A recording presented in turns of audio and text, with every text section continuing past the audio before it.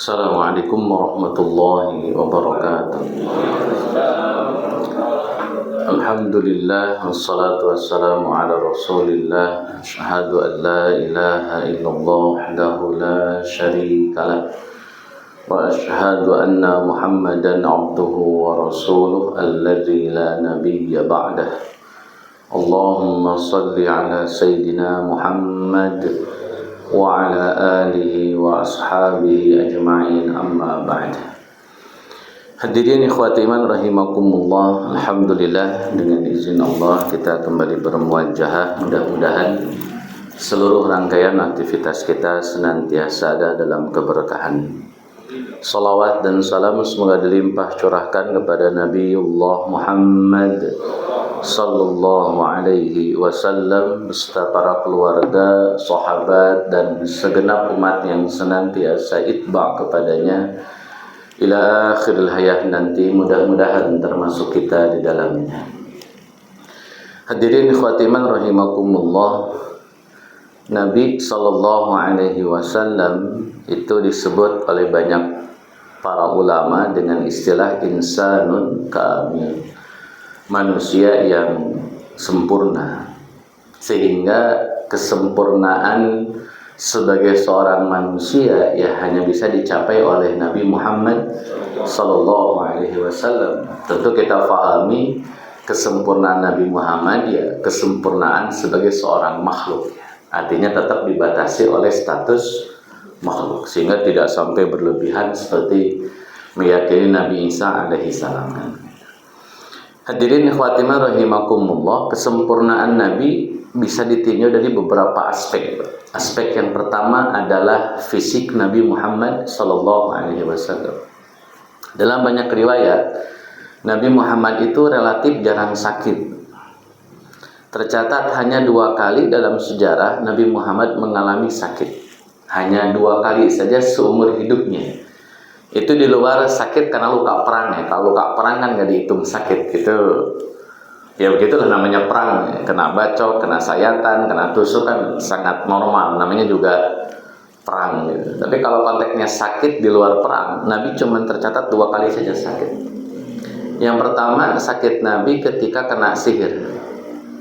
Itu dilakukan oleh Labid bin Aqsam, seorang Yahudi. Dia mengambil media sihirnya berupa rambut. Di rambut Nabi dipungut, kemudian dijadikan sebagai buhul, dan dibuat 11 buhul. Kemudian 11 buhul ini yang isinya rambut Nabi itu disimpan di dalam sebuah sumur tua, sumur yang sudah kering dan ditutup pakai batu. Itu pertama kali Nabi kena sakit. Ya, dalam kurung kena sihir. Pelakunya Labid bin Aqsam. Ada banyak ulama yang menolak kalau Nabi itu pernah kena sihir. Di antaranya Muhammad Abduh, seorang pembaharu dari negeri Mesir, yang kemudian menulis tafsir. Nama tafsirnya Al-Manar. Itu dirampungkan nanti oleh muridnya Muhammad Abduh, namanya Rashid Ridho. Jadi kalau Bapak baca tafsir ini, itu menolak betul kalau Nabi Muhammad pernah kena sihir. Karena dalam pandangan Muhammad Abduh nggak logis lah, masa Nabi kena sihir. Kesannya kayak jatuh ya, derajat Nabi jadi jatuh gara-gara kena sihir. Tapi banyak ulama, jumhur ulama termasuk dalam hal ini ya menerima dan meyakini kalau Nabi Muhammad pernah kena sihir. Dan para Nabi kena sihir ya sah-sah saja. Walaupun yang melakukan sihir itu orang jahat dengan media jin dan segala macamnya ya, kalau Allah izinkan ya kena saja. Nanti Bapak boleh cek bahwa Nabi Musa pun alaihi salam pernah kena sihir. Ketika Nabi Musa bertarung dengan para penyihir yang dimiliki oleh Fir'aun, para penyihir Fir'aun melemparkan tali dan kayu yang kemudian terlihat seperti terlihat seperti ular. Itu termasuk Nabi Musa yang melihat tongkat dan tali itu bagaikan ular. Nanti bisa dibuka dalam surat Al-A'raf, surat ke-7 ayat ke-116. Jadi falamma alqau saharu a'yunan nas. Ketika para penyihir melemparkan tali, melemparkan kayu, maka saharu, mereka melakukan sihir a'yunan nas terhadap mata-mata manusia. Dan Nabi Musa termasuk yang kabur gara-gara seolah-olah melihat ini adalah ular, seolah-olah menjadi ular. Di antara yang kabur itu Nabi Musa. Sampai akhirnya Allah Azza wa Jalla mengingatkan Nabi Musa, kamu jangan lari, kamu kan juga punya kayu, punya tongkat, lemparin aja tongkat kamu gitu.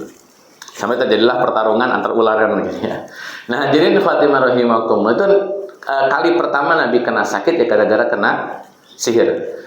Sampai nanti kalau Bapak Ibu buka tafsir surat Al-Falaq dan An-Nas, itu dua ayat ini, dua surat ini sering disebut dengan muawwidzatain, dua surat perlindungan. Karena kaitannya dengan sihir yang menimpa Nabi Shallallahu Alaihi Wasallam, solusinya adalah dua surat ini, Al-Falaq dan An-Nas. Kalau di total jumlahnya itu 11. Jadi waktu Nabi kena sihir, Nabi diberikan dua surat ini oleh Allah Azza wa Jalla. Tiap dibaca satu ayat maka terbakarlah satu buhul. Itu jadinya tolak sihir itu diantaranya surat Al-Falaq dan An-Nas, kurang lebih begitulah. Itu sakit yang pertama. Sakit yang kedua itu ketika tahun ke-7 Hijriah ya. Ketika Nabi Shallallahu Alaihi Wasallam memenangkan perang dengan Yahudi Khaybar. Jadi Yahudi Khaybar diperangi oleh Nabi Shallallahu Alaihi Wasallam dan Nabi Muhammad menang, Pak. Menang mutlak itu. Yahudi Khaybar babak belur. Ada seorang perempuan namanya Zainab binti Haris dan masih Yahudi, Pak. Jadi ini memang dua pelakunya itu dua-duanya Yahudi. Satu Labid bin Asam juga Yahudi, yang kedua Zainab binti Haris juga seorang wanita Yahudi. Jadi Zainab binti Haris kehilangan suami, kehilangan ayah, kehilangan paman, dendam betul sama Nabi Muhammad SAW. Maka beliau punya rencana ingin membunuh Nabi, tapi caranya pakai racun. Dia setelah observasi di kalangan para sahabat, disimpulkanlah, diketahuilah bahwa Nabi itu kalau makan agak-agak mewah itu sukanya makan daging kambing. Dan di antara bagian daging kambing yang paling Nabi suka adalah bagian paha. Maka Zainab binti Haris bikin hidangan dari kambing bakar lah mungkin kalau bahasa kita. Terus dikasih bumbu racun paling banyaknya di area paha kambingnya. Kambing ini dihadiahkanlah kepada Nabi Shallallahu Alaihi Wasallam dan Nabi makan. Cuman sebelum ditelan daging kambing yang sudah beliau punya, Jibril datang, kata Jibril alaihi salam, wahai Rasul, buang daging yang kamu sedang makan karena isinya beracun. Maka Nabi langsung buang, Pak. Saya nggak tahu ya kenapa nunggu dimakan dulu tuh dagingnya. Kan bisa Jibrilnya datang sebelum Nabi makan. Kan contohnya kayak kelap gitu. Tapi ya begitulah ya harusnya. Jadi Nabi sudah mengunyah daging, Jibril datang, kata Jibril ini beracun, Nabi langsung buang. Tapi kan saripatinya sudah tertelan, Pak. Dan Nabi akhirnya tetap kena racun. Sampai Nabi harus dibekam itu supaya menghilangkan racun dalam tubuhnya. Tapi racun yang sudah masuk ke dalam tubuh Nabi tidak bereaksi seperti hanya racun pada umumnya, Pak. Jadi Nabi masih stabil itu. Nggak kenapa-napa, Pak. Sempat sakit, kena bekam, selesai, Pak.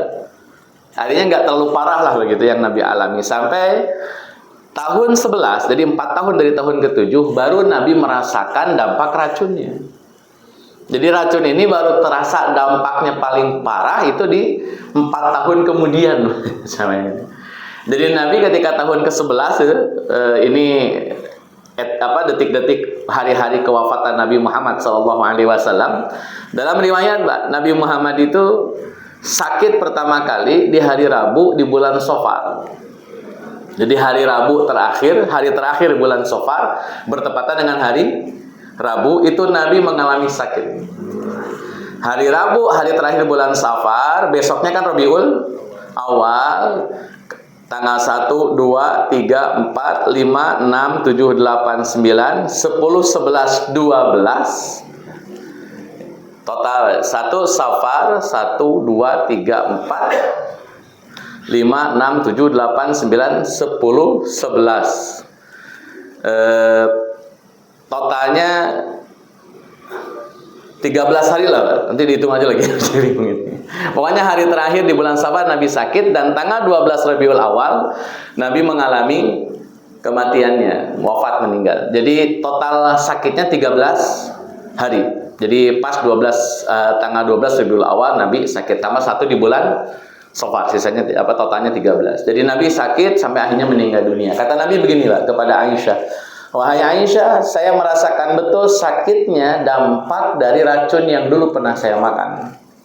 Urat nadi saya hampir putus, terasa putus, maaf, dan jantung saya terasa terbakar. Itu kata Nabi Sallallahu Alaihi Wasallam. Jadi efek racun yang diberikan oleh Zainab binti Haris sampai segini. Urat nadi terasa putus, kemudian jantung terasa terbakar, saking sakitnya. Bahkan Nabi Shallallahu Alaihi Wasallam beberapa waktu sholat itu tidak sanggup ngimamin sahabat. Sampai ada peristiwa di mana Nabi meminta Abu Bakar untuk jadi imam sholat. Itu kan di saat Nabi akan wafat. Makanya itu jadi simbol juga bagi kaum Sunni bahwasanya Abu Bakar As-Siddiq adalah pengganti Nabi Muhammad Sallallahu Alaihi Wasallam. Karena ada peristiwa di mana Nabi nggak bisa memimpin sholat, maka Abu Bakar yang menjadi wakilnya. Sehingga dikesankan ini isyarat dari Nabi bahwa pengganti Nabi Sallallahu Alaihi Wasallam adalah Abu Bakar As-Siddiq radhiyallahu anhu. Itu berbeda dengan cara pandang teman-teman kita dari kalangan Syiah. Bagi Syiah Ali yang lebih berhak, bukan Abu Bakar. Ala kulli hal gitu. Nah, jadi khatimah rahimahu itu fisik Nabi Pak kuat sekali. Jadi sakitnya aja cuma 2 kali. Kalau kita sakit berapa kali Pak dalam setahun? Belum encok ya, pegel linu, asam urat naik, kolesterol, macam-macam. Jadi Nabi cuma 2 kali saja. Dalam riwayat yang lain, Mbak, stamina Nabi sebagai laki-laki nih, vitalitas Nabi ya, vitalitas Nabi sebagai laki-laki itu disebut juga kuat oleh Anas bin Malik. Jadi ada hadis riwayat Imam Bukhari, kemudian dikomentari oleh Anas bin Malik, Pak. Hadisnya dari Bukhari, dikomentari oleh Anas bin Malik. Kata Imam Bukhari, Pak, Nabi itu keliling istri-istri Nabi selama 1 malam, tapi seluruh istri Nabi dikelilingi. Maksud keliling itu bukan keliling doang maksudnya. Paham? Maksudnya sebagaimana layaknya suami istri dalam 1 malam untuk 9 istrinya. Kemudian dikomentari oleh Anas bin Malik, itu wajar bagi Nabi. Karena Nabi itu secara stamina, Pak, secara stamina, vitalitas, itu sebanding dengan 30 orang laki-laki. Jadi kalau 9 sih masih aman. Karena kekuatan Nabi di 30, kata Anas bin Malik radhiyallahu anhu. Jadi fisik Nabi betul-betul perfect, Pak. Terakhir Pak, satu lagi. Nabi itu kan secara fisik tinggi banget enggak, kemudian pendek juga tidak, gede banget badannya kayak Adera juga tidak. Ya sedang-sedang saja lah, proporsional, Pak. Tapi Nabi dengan fisik yang normal dan proporsional itu bisa mengalahkan seorang ahli gulat yang terkenal di zamannya, Pak.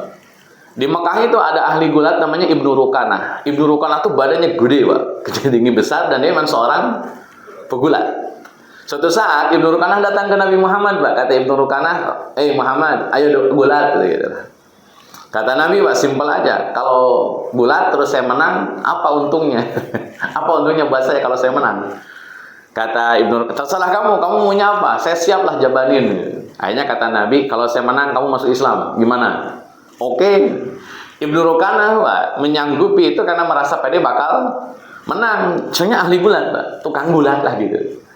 Singkat cerita bergulat dengan Nabi, sekali banting langsung KO, Pak, Ibnu Rukanah. Ibnu Rukanah kaget tuh, wah nih ternyata jago juga nih. Dikira cupu ternyata suhu. Akhirnya Ibnu Rukanah nantang lagi. Ntar, kayaknya tadi belum pemanasan saya. Saya ulang lagi. Ya, ulang lagi kata Nabi. Dan gulat yang kedua kalinya tetap Ibnu Rukanah yang dibanting oleh Nabi Sallallahu Alaihi Wasallam. Jadi fisik Nabi ya memang sempurna gitu. Dari lihat dari sudut pandang saja sempurna, Pak. Itu fisik Nabi Sallallahu Alaihi Wasallam. Yang kedua, Pak, Nabi Allah Muhammad dilihat ditinjau dari sisi nasab. Nabi itu sempurna nasabnya.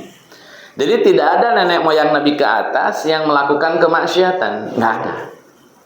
Satupun nenek moyang Nabi, entah bapaknya, ibunya, kakeknya, neneknya, buyutnya atau siapapun di atas Nabi Shallallahu Alaihi Wasallam tidak ada yang terjebak dengan perilaku maksiat. Jadi semuanya itu menjaga marwah, menjaga muruah gitu, Pak.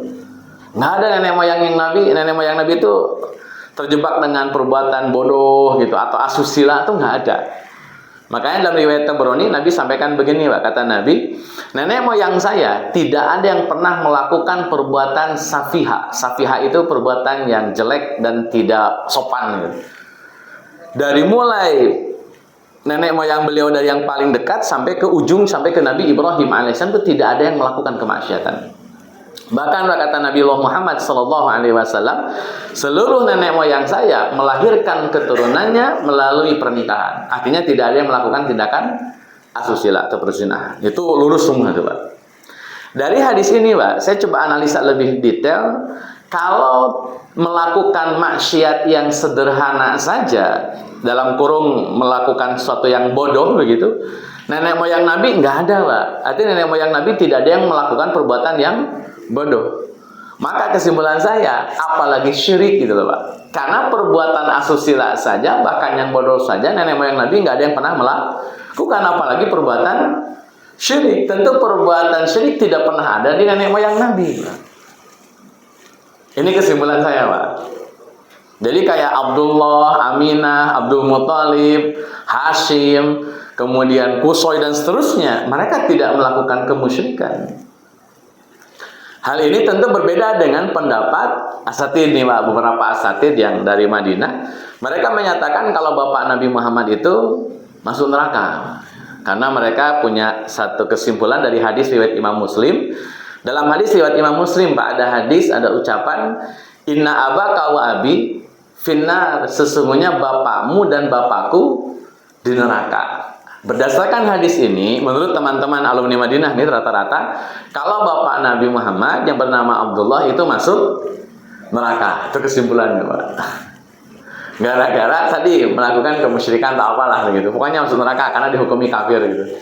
Nah, kalau saya simpulkan, Pak, di riwayat Tabrani lah, orang melakukan perbuatan bodoh saja, melakukan perzinahan saja sudah tidak ada, apalagi kemusyrikan. Karena kemusyrikan itu lebih parah daripada perzinahan, Pak. Lebih parah daripada perbuatan bodoh. Karena orang musyrik jelas bakal masuk neraka. Tapi kalau orang yang berzina masih punya peluang dapat jannah.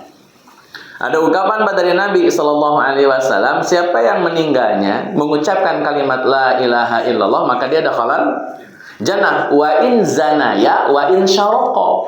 Sekalipun dia berzina, sekalipun dia mencuri. Tapi ini bukan berarti jadi apa? Jadi dalil boleh zina, boleh mencuri. Tetap tidak boleh, Pak. Cuman saking beriman itu punya privilege tersendiri, Pak. Ada orang beriman tapi berzina, ada orang beriman tapi mencuri, dan dia masih kuat dengan keimanannya, dakhala jannah karena imannya, gitu, Pak. Nah, ini perbuatan asusila saja tidak pernah kok bisa dihukumi melakukan kemusyrikan. Kita bedah, Pak, sedikit kita bedah ini. Hadis ini, inna abaka wa abi finnar, sesungguhnya bapakmu dan bapakku di neraka. Hadis ini bunyi lengkapnya, Pak. Ini bunyi lengkapnya, saya terjemahkan. Jadi ada anak muda datang ke Nabi SAW. Si anak muda ini nanya tentang keadaan bapaknya yang sudah meninggal. Jadi bapak si anak muda nanya ke Nabi, Rasul, bapak saya di akhirat Allah taruhnya di mana? Karena Nabi begitulah. Nabi jawab, Mbak, kata Nabi, finnar, bapak kamu masuk neraka. Anak ini sedih, Pak. Karena bagaimanapun juga, walaupun kafir, toh bapak ya tetap bapak. Bagaimanapun juga sedihnya anak muda ini. Kelihatan, Pak, muka sedihnya. Karena dengar bapaknya masuk neraka. Dan yang ngasih jawaban kan Nabi, Pak. Valid nih, objektif Pak, jawaban Nabi. Tidak mungkin salah gitu. Akhirnya si anak muda ini sedih. Kelihatan dia menjauh dari Nabi. Bapak pamitan dari Nabi dalam keadaan mukanya sedih. Karena Nabi tahu nih anak muda sedih nih, karena bapaknya dihukumi masuk neraka. Dipanggil oleh Nabi, sini, kamu sini dulu. Nyamperin lagi, Pak, tuh anak muda. Setelah nyamperin, ada apa Rasul? Kata Nabi begini, Pak. Inna abaka wa abi finnar, sesungguhnya bapakmu dan bapakku di neraka. Anak muda ini, Pak, setelah dengar kalimat yang kedua dari Nabi, wajahnya nggak terlalu sedih. Kira-kira kenapa nggak terlalu sedih? Karena ada temennya. Ini senasib sepenanggungan nih, bapak Nabi aja di neraka gitu, Pak.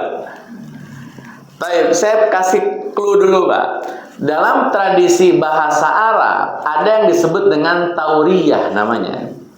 Tauriyah itu antara yang ngomong dengan yang diajak ngomong, misalkan yang ngomong si A, Pak, yang diajak ngomong si B, antara si A ngomong dan si B yang dengar, masing-masing punya persepsi yang berbeda, Pak. Tapi dengan redaksi yang sama. Si A ngomong redaksinya lempeng-lempeng aja, Pak, redaksinya A. Tapi antara yang ngomong dengan yang dengar beda kesimpulan. Saya kasih pembanding, Pak, saya kasih pembanding. Ini pembanding tauriyah di era Nabi Ibrahim alaihi salam. Ibrahim tuh hijrah, Pak, ke Mesir, bawa Sarah berdua. Sarah cantik, Pak, istrinya Nabi Ibrahim alaihi salam. Nyampe di Mesir, ternyata Raja Mesir suka sama Sarah. Kata Raja Mesir, cakep nih. Dia nyuruh ke pengawalnya, pengawal sini. Itu kamu tanya, ada laki-laki sama wanita cantik. Kamu tanya si laki-laki itu, wanita cantik yang ada di sampingnya itu siapa? Kamu tanya. Kalau jawabannya itu istri saya, bunuh tuh laki-laki. Tapi kalau jawabannya itu saudari saya, maka biarkan si laki-laki itu hidup. Itu, Pak, kesimpulannya tuh, Pak. Maka si pengawal datang, Pak, nyamperin Nabi Ibrahim alaihi salam, ngobrol baca basi lah begitu. Endingnya kata si pengawal, ini perempuan siapanya kamu? Maka jawaban Nabi Ibrahim alaihi salam, jawabannya nih, Pak, ukhti li, ini saudari saya. Oh, karena jawabannya ukhti, Pak, berarti Nabi Ibrahim tidak jadi dibunuh. Padahal itu adalah Sarah. Salahnya siapa Nabi Ibrahim, Pak? Istri. Kenapa dibilang ukhti? Kita bedah nih, Pak. Hadirin khatimah rahimakumullah. Si pengawal pulang, Pak, bawa informasi kalau Sarah single intinya. Pulanglah dia ke Raja Firaun lah. Sarah nanya ke Ibrahim alaihissalam, kok saya dipanggil ukhti? Kenapa nggak disebut zaujati? Bahasa Arab itu istri itu adalah zaujati. Kenapa cuma disebut ukhti? Kata Ibrahim alaihissalam, Sarah, di bumi ini tidak ada orang yang beriman kepada Allah kecuali saya dan kamu. Maka kita berdua itu saudara dalam akidah. Wajar kalau saya panggil kamu ukhti, karena kita punya ukhuwah, persaudaraan dalam akidah. Jadi ukhti yang Nabi Ibrahim sebutkan maksudnya adalah saudara seakidah. Yang dengar nyangkanya saudara kandung. Jadi Ibrahim menggunakan diksi ukhti, tapi maknanya beda, Pak, dengan yang didengar oleh atau yang dipahami oleh yang dengar. Itu namanya tauriyah. Jadi pakai bahasa diplomasi, Pak. Kita ngomong menggiring pemahaman orang untuk sampai pada satu kesimpulan. Pada kesimpulan yang dipahami oleh yang dengar beda dengan yang kita pahami atau yang kita maksudkan. Itu namanya tauriyah. Nah, itu yang dilakukan oleh Nabi Muhammad, Pak, sallallahu alaihi wasallam. Waktu Nabi bilang inna abaka wa abi finnar, sesungguhnya bapakmu dan bapakku di neraka, itu bahasa tauriyah. Yang Nabi maksudkan dengan yang didengar oleh anak muda, kesimpulannya berbeda. Itu namanya tauriyah.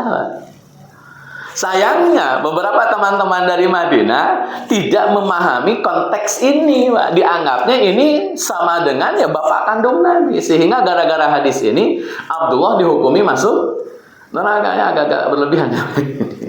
Hadirin ikhwati rahimakumullah, saya tambahkan lagi, Pak, argumentasinya. Dalam bahasa Arab, Pak, ada yang disebut dengan walidun namanya. Kan selain abi, selain abun, selain aba, Pak, ada yang disebut dengan walidun. Kan kalau anak itu disebutnya walad. Anak itu walad, Pak.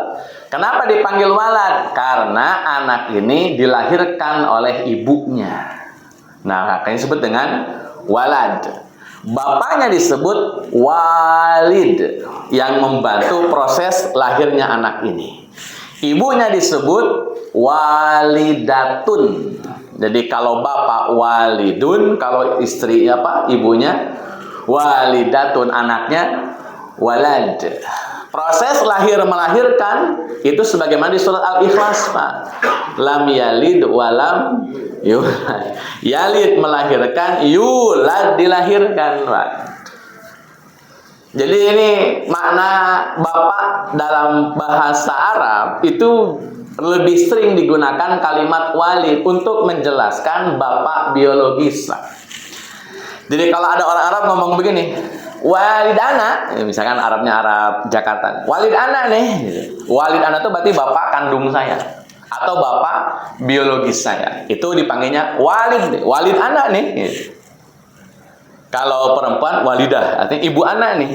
Itu bahasa Arab. Jadi kalau sudah disebut walid berarti bapak kandung, fix bapak kandung. Nggak mungkin bukan bapak kandung, karena menggunakan kalimat walid.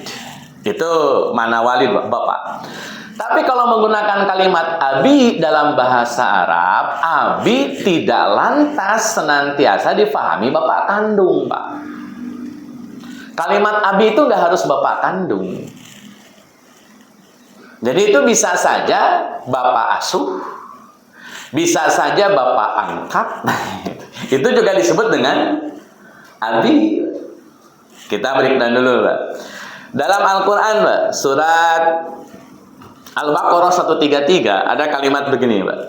Waktu Nabi Yakub nanya ke anak-anaknya, kata Nabi Yakub, "Ma ta'buduna min ba'di?" Nah, kalau bapak mati, kalian mau nyembah siapa?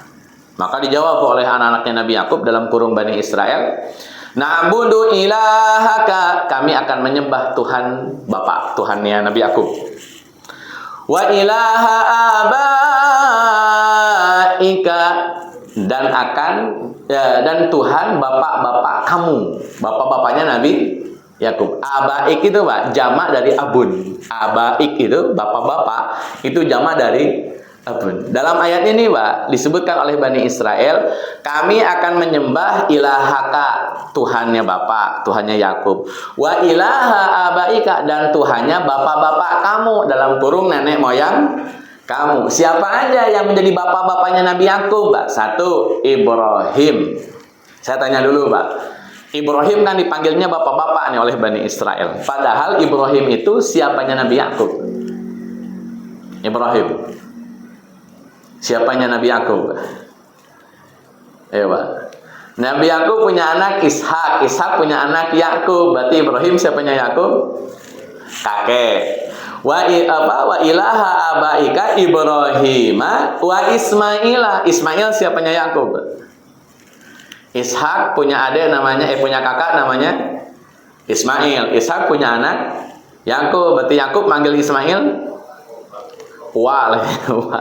berarti paman, Pak. Dan yang ketiga, Ismaila wa Ishak, dan Nabi Ishak. Jadi yang disebut bapak itu dalam ayat ini bisa kakek, bisa paman, bisa memang bapak kandungnya, Pak. Jadi ilaha abaik di sini, bapak-bapak di sini bisa diartikan kakek, paman atau bapak kandung. Nah, waktu Nabi bilang inna abaka wa abi finnar, kan abi di sini nggak langsung disebutkan Abdullah, Pak, lanjutannya. Kecuali redaksinya begini, Pak.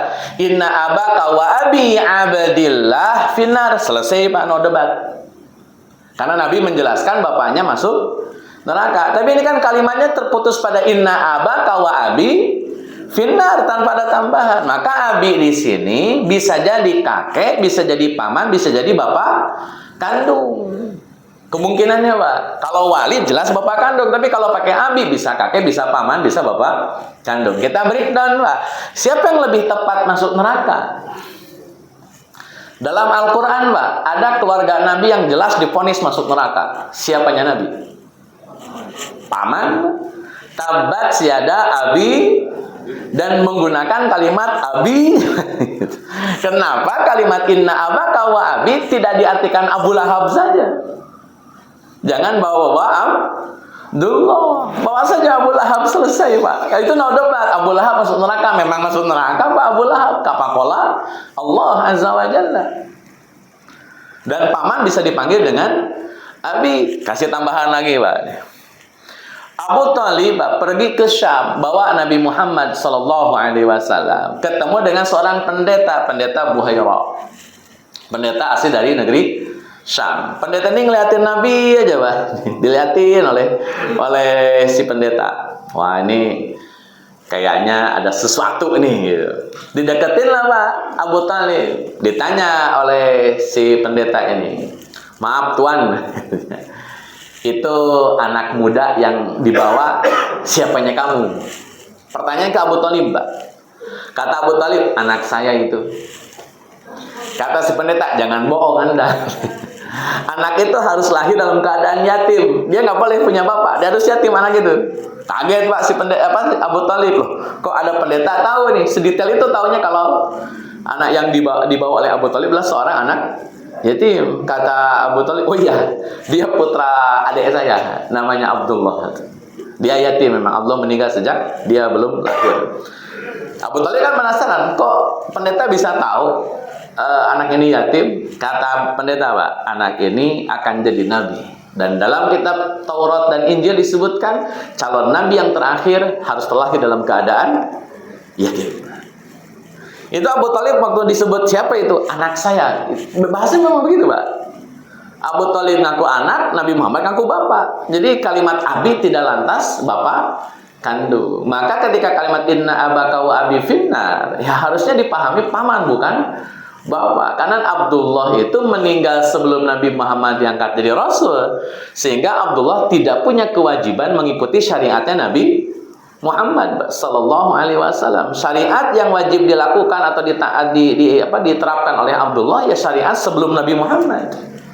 Yakni syariatnya Nabi Ibrahim alaihi salam. Jadi Abdullah adalah umatnya Nabi Ibrahim alaihi salam, bukan umat Nabi Muhammad sallallahu alaihi wasallam. Jadi saya agak ngeri-ngeri aja, Pak. Kok banyak ustadz seberani itu ngatain bapak Nabi masuk neraka hanya modalnya satu hadis gitu loh. Dan hadis itu pun masih multi interpretasi, masih banyak interpretasi yang bisa digali gitu, Pak. Dan yang saya sampaikan, Pak, itu pendapat Imam As-Suyuti. Beliau menyampaikan bahwa yang dimaksud abi di sini bukan bapak kandung Nabi Muhammad sallallahu alaihi wasallam. Karena tadi dalam hadis di awal saya sampaikan, Nabi Muhammad nenek moyangnya harus steril dari orang-orang yang melakukan kemaksiatan apapun bentuknya, hatta apa? Bohong pun tidak boleh ada di nenek moyang Nabi Muhammad. Heraklius, Pak, itu kedatangan orang-orang Arab Mekah.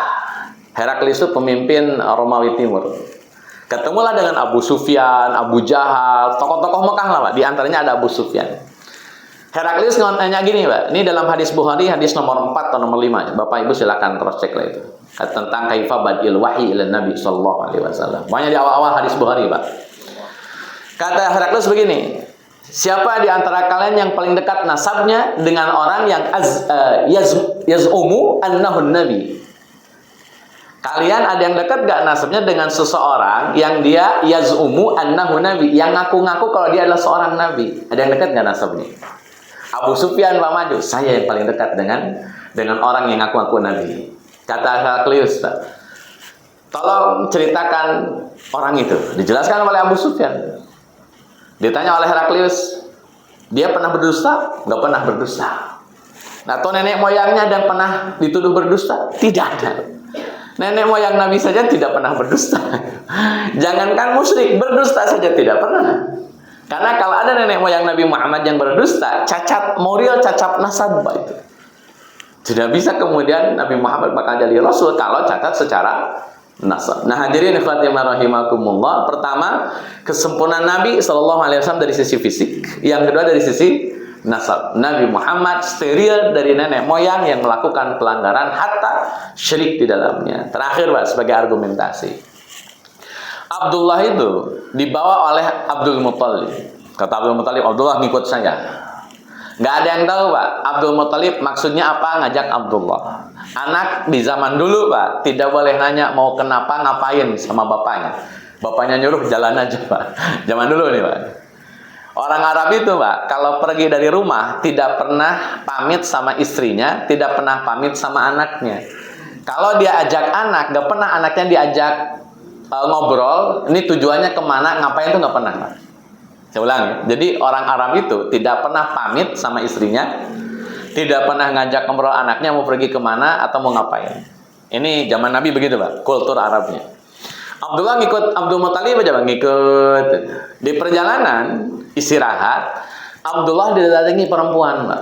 Ada perempuan datangin Abdullah. Kata si perempuan begini, Bang, nikahin saya, Bang.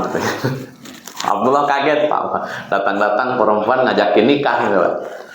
Kayaknya seru nih kalau ada tiba-tiba datang, Bang, nikahin saya, Bang. Kata Abdullah begini, ini respeknya Abdullah sama orang tua, Pak. Kata Abdullah, mungkin bahasa kita nih, Pak, Neng, Saya nggak bisa nikah sekarang mah. Saya lagi ada hajat sama bapak saya. Kalau kamu mau nunggu saya, tungguin aja saya pulang. Nanti saya cerita ke bapak saya, pulang dari urusan bapak saya nikahin kamu. Oke, kata si perempuan. Pisah tuh Pak Abdullah dengan si perempuan. Jalan Pak Abdullah sama Abdul Muthalib. Ternyata Pak Abdul Muthalib membawa Abdullah ke Bani Zuhroh. Bani Zuhroh itu ada seorang wanita solehah di situ, namanya Aminah binti Wahab. Itu ibundanya Nabi Muhammad SAW. Masih single waktu itu Pak. Datanglah Abdul Muthalib kepada keluarga Bani Zuhroh. Kata Abdul Muthalib, saya datang mau ngelamar. Ini anak saya nih, saya bawa. Saya mau ngelamar putri kalian, Aminah binti Wahab. Singkat cerita terjadi pernikahan Pak. Hari itu juga nikah. Hari itu ngelamar, hari itu walimah. Singkat cerita sebagaimana layaknya suami istri gitu. Abdullah ingat Pak, dia punya janji, dia mau nikahin seorang wanita. Ingat ya. Ceritalah ke Aminah, saya tuh di jalan gini, gimana ya? Saya udah janji nikahin. Kata Aminah, ya udah nikahin aja. Simple aja. Just simple. Kalau sekarang gimana? Saya sebelum nikah sama kamu saya sudah janji. Kayaknya perang dunia ya. Kata Aminah, ya udah nikahin aja. Kalau emang sudah janji, balik lagi tuh Pak Abdullah. Yang penting kan sudah diizinkan oleh istrinya. Pulang ke jalan yang ke area apa, ke tempat yang ketemu si wanita. Setelah ketemu Pak, kata Abdullah, saya penuhi janji saya datang kemari untuk menikahi kamu. Dilihat Pak oleh si perempuan dari atas kepala kemudian ke kaki, balik lagi. Kata si perempuan, saya udah nggak mau Bang.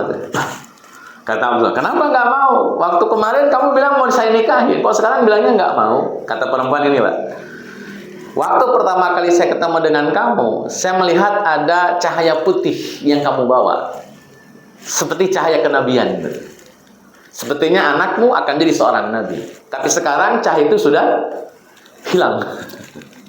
Dan cahaya itu Pak berpindah kepada rahimnya Aminah binti Wahab. Itulah yang kemudian menjadi Nabi Muhammad SAW. Itu jadi dalil Pak. Kalau Abdullah bawa cahaya kenabian, duriat kenabian, kok bisa-bisanya dihukumi masuk neraka? Jadi kesimpulan Abdullah masuk neraka itu kayaknya loncat Pak, loncat argumentasi itu, loncat logika, sehingga tidak menggunakan referensi yang kokoh di dalamnya. Ya ala kulli hal. Tapi saya hormati pendapatnya, cuman kalau berani membuat Bapak Nabi masuk neraka, urusannya dengan Nabi, bukan dengan saya. Itu urusannya di akhirat saja.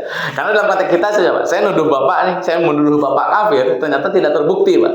Maka kekafiran itu kembali kepada saya Pak. Karena saya tidak bisa membuktikan kekafiran Bapak. Dan nanti Pak, siapapun yang menuduh akan dimintai pertanggungjawabannya. Kenapa bisa nuduh? Karena rumusan pengadilan Pak, yang nuduh atau yang dituduh yang harus menghadirkan bukti. Di pengadilan ya Pak, yang nuduh atau yang dituduh yang harus menghadirkan bukti. Yang nuduh Pak. Jadi hati-hati betul kalau sudah bicara keluarga Nabi Muhammad Sallallahu Alaihi Wasallam. Tahan saja lah Pak lisannya, karena ini resikonya urusannya dengan Nabi Sallallahu Alaihi Wasallam. Kalau nggak tahu ilmunya, nggak paham tentang nasib nanti di akhirat, atau nggak ada yang tahu Pak, yang di dunia ini nggak ada yang tahu nasib kita di akhirat seperti apa. Ya sudahlah itu, sama-sama nggak tahu, diam saja gitu. Nanti kalau ingin tahu ya lihat saja di padang mahsyar nanti bagaimana Allah memperlakukan ayahanda Nabi Muhammad Sallallahu Alaihi Wasallam. Selesai gitu. Daripada kita menghukumi sesuatu yang kita tidak ketahui. Pernah dalam sebuah pengajian saya ditanya oleh seorang jamaah, Ustaz, Bapak Nabi masuk neraka atau masuk surga Ustaz? Pertanyaan. Saya jawab begini, apa untungnya buat ibu kalau tahu Bapak Nabi masuk neraka? Apa untungnya juga buat ibu kalau Bapak Nabi masuk surga? Daripada mikirin Bapak Nabi, mending mikirin diri sendiri. Kira-kira kalau ibu mati, ibu masuk mana? Itu lebih konkret Pak, daripada mempertanyakan orang tua Nabi yang kita sama-sama nggak tahu begitu. Ya mendingan mikirin diri sendiri. Kira-kira nasib saya nanti di akhirat kayak gimana? Kan itu lebih konkret Pak. Seperti Umar bin Khattab radhiyallahu an, waktu akan meninggal dunia, dia nanya ke Abdullah bin Abbas, wahai Abdullah bin Abbas, kalau saya mati, Allah tempatkan saya di mana? Nah, itu betul Pak pertanyaan itu. Begitu aja. Jangan kemudian jadi mikirin orang lain gitu Pak. Padahal kita sendiri juga belum tentu nasibnya seperti apa. Hadirin khatimah rahimakum, itu kesempurnaan Nabi dari sisi nasab. Yang ketiga, Nabi Shallallahu Alaihi Wasallam juga sempurna, oleh Allah disempurnakan dari perbuatan bodoh yang dilakukan laki-laki pada umumnya. Jangankan maksiat Pak, perbuatan bodoh saja yang umum dilakukan oleh para lelaki di zaman itu, Nabi nggak pernah lakukan. Apalagi perbuatan yang melakukan maksiat secara jelas tidak. Buang bodoh aja enggak. Ada satu riwayat Pak, Nabi itu pengen nongkrong di pasar malam. Saya rasa nongkrong di pasar malam kan tidak dosa Pak, tidak haram. Ya, tergantung ngapain nantinya, itu jadi persoalan. Tapi kalau sekedar nongkrong, lihat hiburan, ya sah-sah saja lah gitu. Namanya juga tempat hiburan begitu. Nabi itu pengen nongkrong Pak di tempat pasar malam gitulah. Dan itu sudah direncanakan. Nanti malam saya mau nongkrong gitu. Hangout lah gitu Pak. Dilalahnya Pak, tiap Nabi mau berangkat, Nabi dikasih tidur oleh Allah Azza wa Jalla. Ya tidur Pak. Mau berangkat, tidur lagi Pak. Sampai 2 kali Nabi merencanakan berangkat, tapi ternyata Allah kasih tidur. Akhirnya kata Nabi, mulai besok-besok saya nggak bakal mau lagi atau mau rencana lagi pergi ke tempat pasar malam. Sejak saat itu Pak, Nabi tidak pernah pergi ke pasar malam. Hadirin khatimah rahimakumullah, Nabi dijaga betul oleh Allah jangan sampai melakukan hal-hal yang bodoh. Maka sekota Mekah semua mengenal Nabi itu orang yang paling lempeng Pak. Makanya waktu Khadijah dengar ada laki-laki di Mekah tidak pernah mabok, tidak pernah main perempuan, etos kerjanya tinggi, amanah luar biasa, jujur nggak pernah bohong, akhlaknya sempurna, orangnya baik, kata Khadijah, emang ada laki-laki begitu di Mekah? Jadi meragukan informasi yang berkembang Pak. Nabi sudah viral di zaman itu, sudah kemana-mana tentang sosok Nabi Muhammad, sampai ke telinga Khadijah Pak radhiyallahu anha. Kata Khadijah, emang ada laki-laki model begitu sekarang? Kata Maisarah Pak, pembantunya Khadijah, ada Tuan, saya nyaksiin. Karena Khadijah penasaran, akhirnya disuruh jualin apa produk-produknya Khadijah Pak. Ada kerjasama bisnis yang dilakukan antara Nabi dengan, di antara tujuannya untuk memastikan betul nggak cerita yang beredar tentang Nabi Muhammad Sallallahu Alaihi Wasallam. Jadi secara akhlak sempurna betul.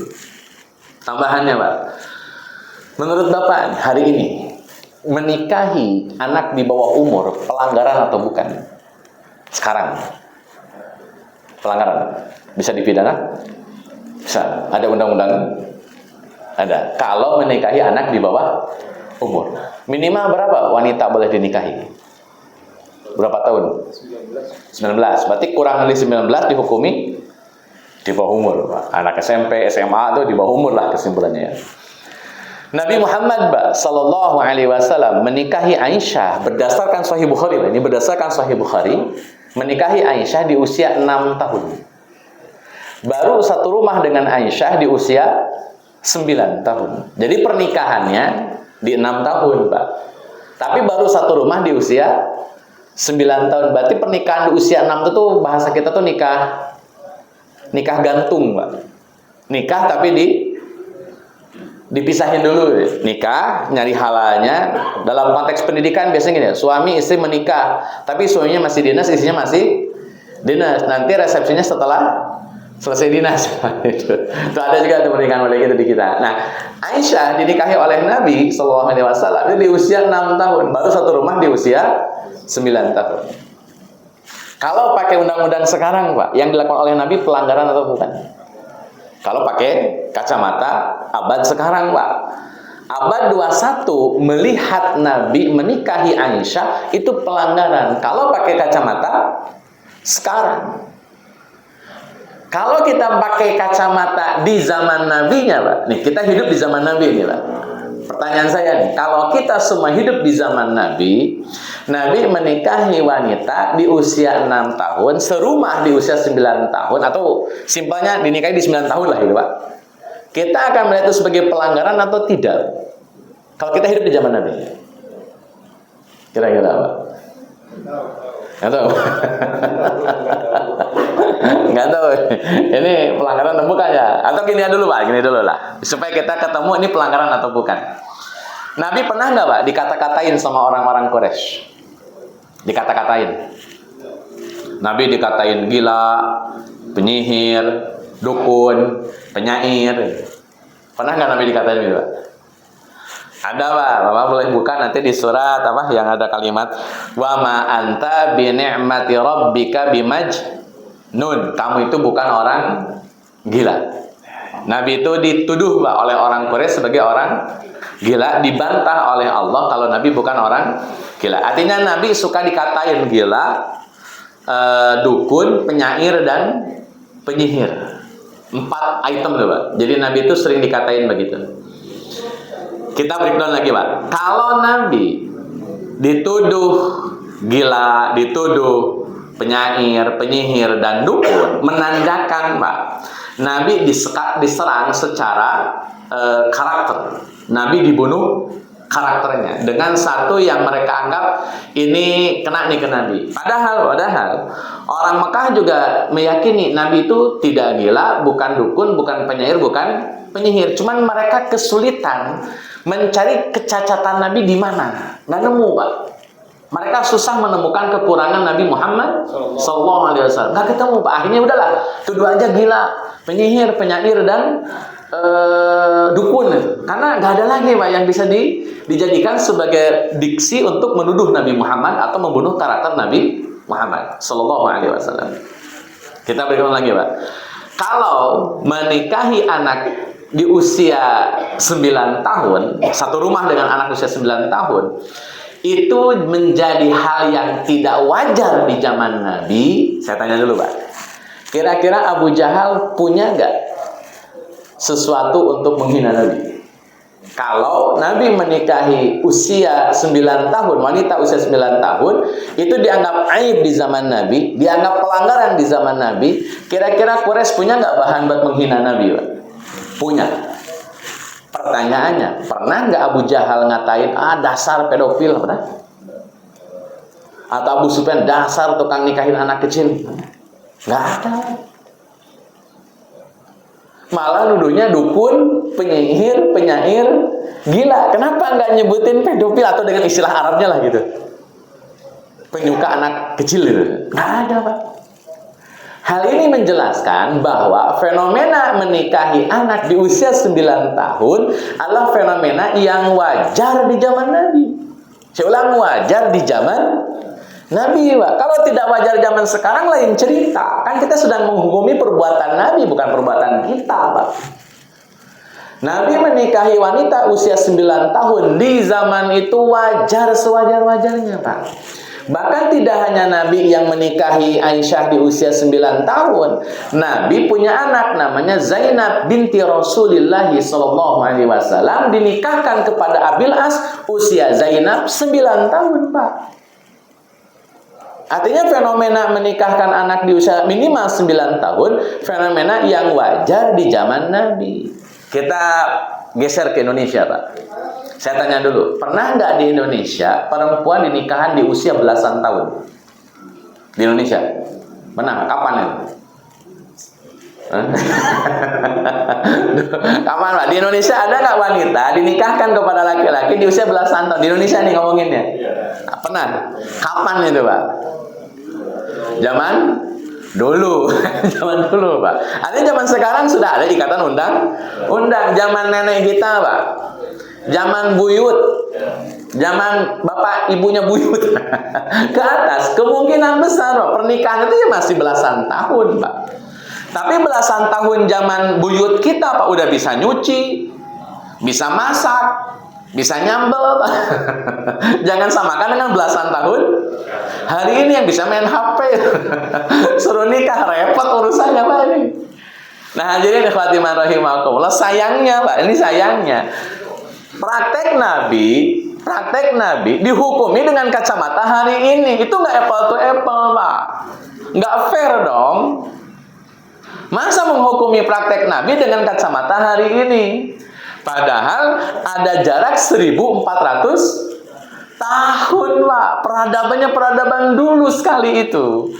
Di zaman Nabi itu dianggap wajar, di zaman kita tidak wajar. Ini jelas perbedaan zaman, Pak.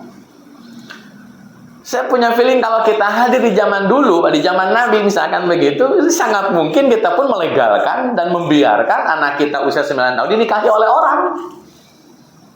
kalau kita hidup di zaman dulu. Nah, hadirin khotimah rahimakumullah, walaupun Pak, data ini ada beberapa ustadz yang juga tidak sependapat. Oh, nggak mungkin lah Aisyah dinikahi di usia 9 tahun, apalagi di 6 tahun. Aisyah dinikahi usia 17 tahun. Ada banyak tokoh lah kayak ustadz siapa?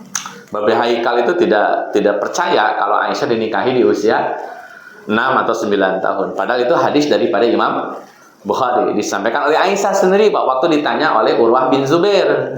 Ditanya oleh Hisham bin Urwah bin Zubair, anaknya Zubair bin Awam tuh namanya Urwah. Ditanya, kan manggilnya Bibi. Bibi dinikahin oleh Nabi kayak gimana? Ceritalah Aisyah, saya dinikahin di usia 6 tahun.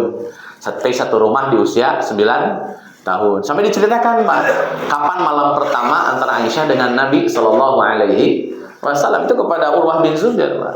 Itu disampaikan oleh Aisyah radhiyallahu anha. Nah, hadirin ikhwatimah rahimakumullah, dari data-data ini Pak, saya simpulkan Nabi Muhammad itu sempurna secara fisik, sempurna secara nasab, dan sempurna secara kepribadian. Jadi Nabi itu ya nggak pernah melakukan hal-hal yang bodoh gitu.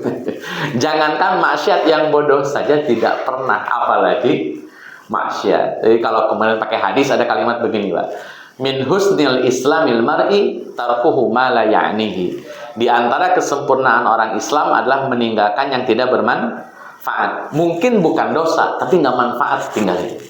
Itulah sunnah Nabi Sallallahu Alaihi Wasallam. Sekaligus ini dalam rangka membersihkan Pak apa yang orang tuduhkan terhadap Nabi Sallallahu Alaihi Wasallam. Sebelum saya tutup Pak, kaitan dengan Nabi Allah Muhammad, ada yang mau ditanyakan? Silakan kalau ada. Kalau tidak ada saya close.